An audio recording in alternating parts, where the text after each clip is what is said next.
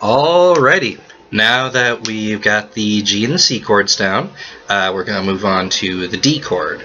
Now, this is going to be the first one where you have to do a major switch between your fingers. So just remember, take it slow, practice, practice, practice. That's not just a saying, it really is. Just practice hard. I know you can do this. It took me a long time to get to the point where I am. It took me a long time before I was even anything close to good at guitar. So just keep going.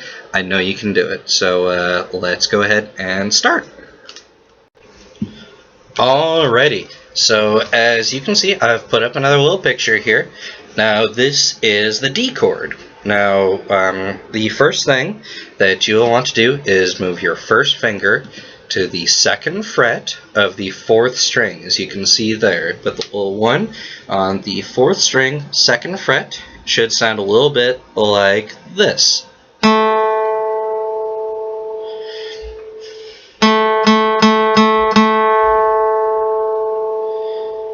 Now, you'll want to put your 2nd finger on the 2nd fret of the 6th string.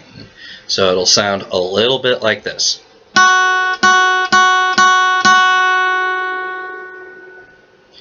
And lastly, you want to put your 3rd finger on the 3rd fret of the 5th string. So it'll sound a little bit like this.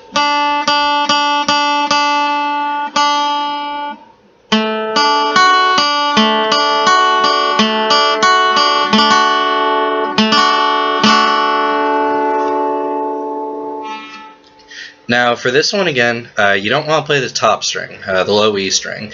Now what I like to do is I wrap my thumb around the neck of the guitar and just slightly touch the string here, so that way it'll kind of mute the string there, so that way you can just strum and you won't have to worry about it. Again, if your fingers aren't that big, don't worry about it. You'll get there. Just be careful when you start strumming, and if necessary, just begin on the 2nd string. And when you do that, it'll sound like this.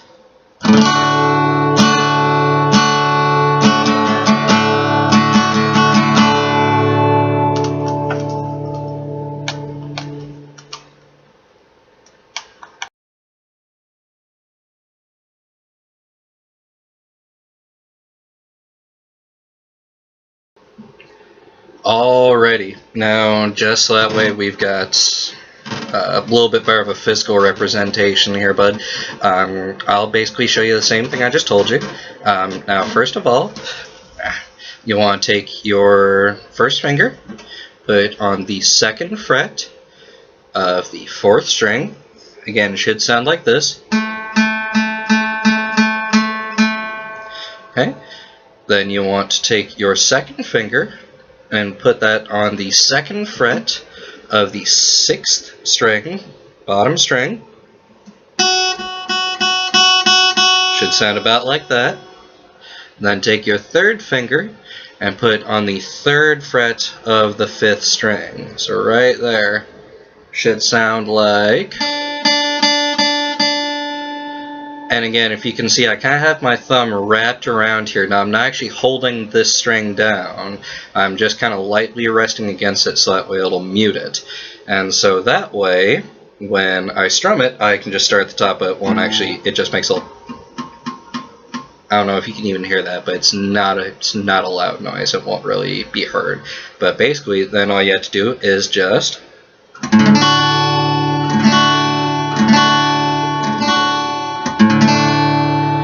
And you know, if you, like I said, if you can't wrap your thumb around, just make sure to just start on the 2nd string when you strum there.